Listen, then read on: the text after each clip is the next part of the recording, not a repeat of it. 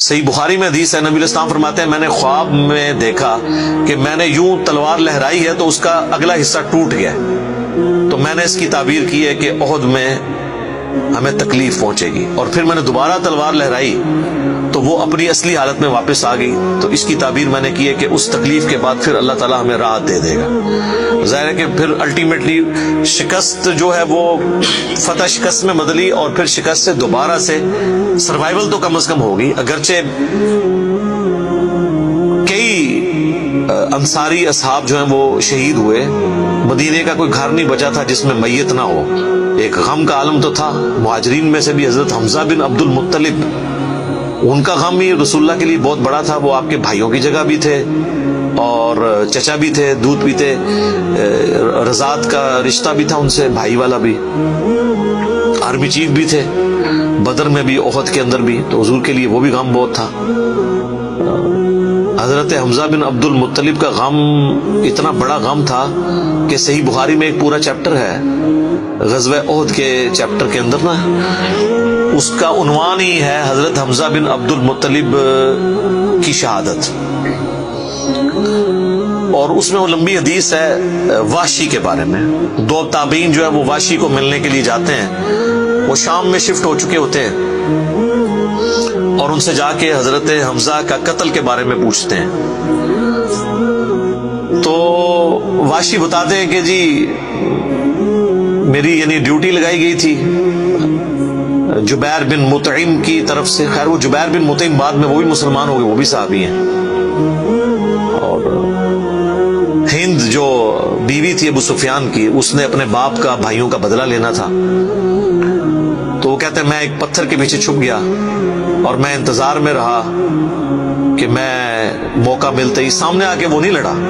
اس نے چھپ کے جو ہے نا وہ نیزے کا وار کیا، اور وہ کہتے ہیں ناف والی جگہ پہ میں نے نیزہ مارا اور وہ آر پار ہو گیا، اس کی وجہ سے حضرت حمزہ کی ڈیتھ ہو گئی۔ اور پھر کہتے ہیں میں جب مسلمانوں کو اللہ نے غلبہ دیا تو میں مکہ بھی چھوڑ کے یعنی فتح مکہ کے بعد طائف چلا گیا، طائف میں نے سکونت اختیار کر لی، تو بالآخر طائف میں بھی اسلام پہنچ گیا، وہاں کے قبائل نے بھی اسلام قبول کر لیا، چاروں ناچار میرے پاس کوئی حل نہیں تھا، تو مجھے میرے ساتھیوں نے کہا کہ رسول اللہ معاف کرنے والے ہیں، تم حضور کے سامنے پیش ہو، اللہ تعالیٰ تمہاری غلطی معاف کر دے گا، تو میں بھی ان لوگوں کے ساتھ چلا گیا۔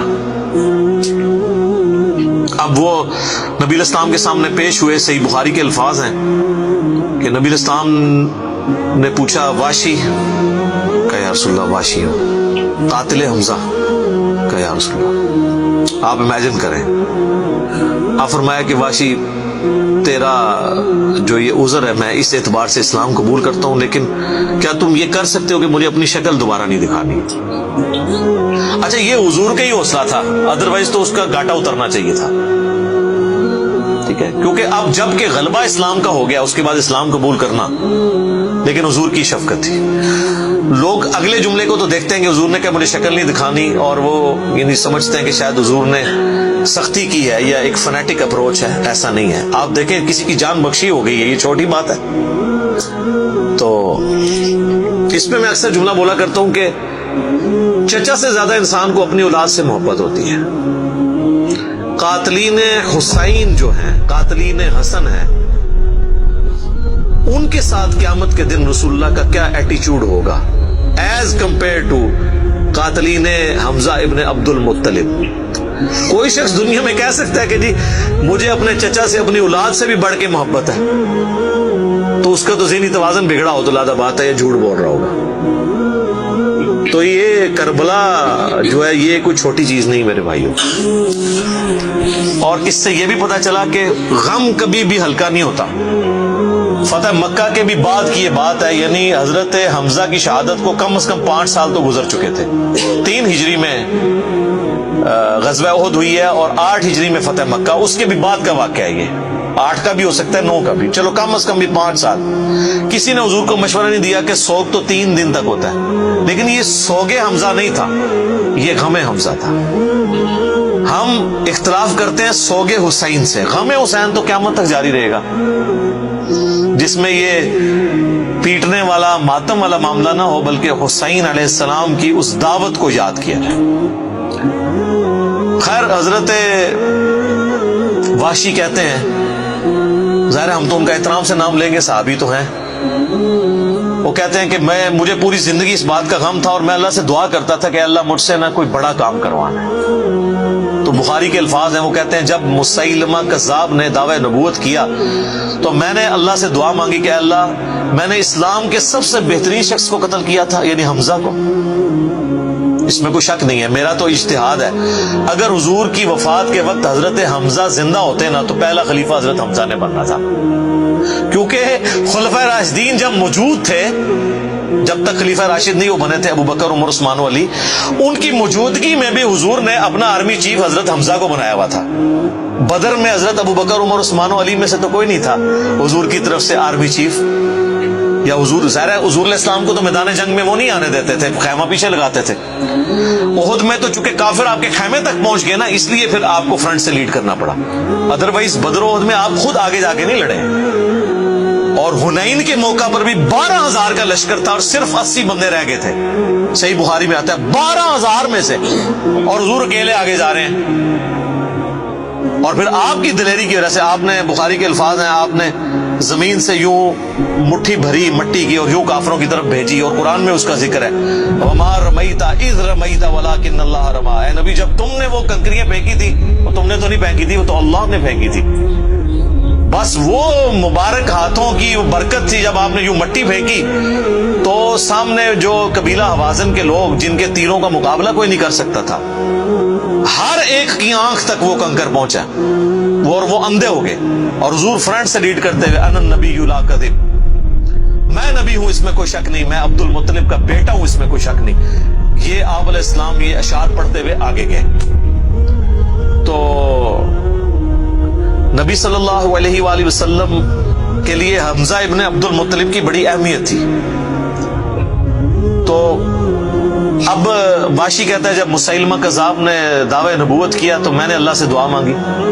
دیکھیں اللہ تعالیٰ سب کی دعائیں سننے والا ہے، اور میں نے کہا یا اللہ مجھے موقع دے، میں اسلام کے بہترین شخص کو میں نے قتل کیا ہے تو میں اسلام کے بدترین دشمن کو بھی میں ہی قتل کروں۔ دیکھیں اسلام کا بدترین دشمن وہی ہو سکتا ہے نا جس نے دعوی نبوت کیا ہو اور مسلمانوں کی جمعیت توڑ دی ہو اس وقت میں جب حضور کی ڈیتھ ہو چکی ہے، لیڈر جا چکا ہے، اور پیچھے مینجمنٹ کو کمزور کرنے والی بات ہے ہزاروں لوگوں کا مرتد ہو جانا۔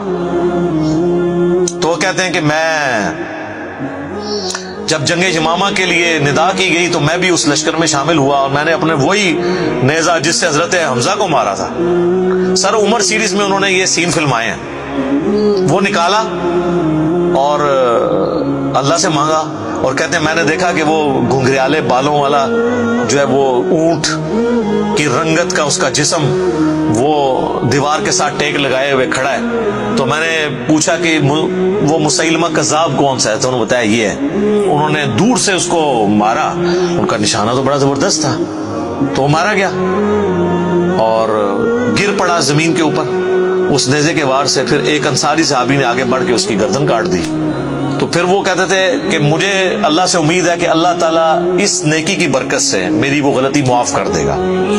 ٹھیک ہے، ویسے تو اسلام لانے کی غلطی معاف کر دیتا ہے، صحیح مسلم میں حدیث ہے کہ ایمان لانا پچھلے کے گناہوں کو معاف کر دیتا ہے، لیکن سر کچھ گناہ بہت بڑے لیول کے ہوتے ہیں، اس کے لیے بہت بڑے لیول کی نیکی چاہیے ہوتی ہے اس کی کمپنسیشن کے لیے۔ چونکہ حضور بھی تو اس اعتبار سے تو حضرت واشی حضور کے سامنے نہیں آتے تھے نا۔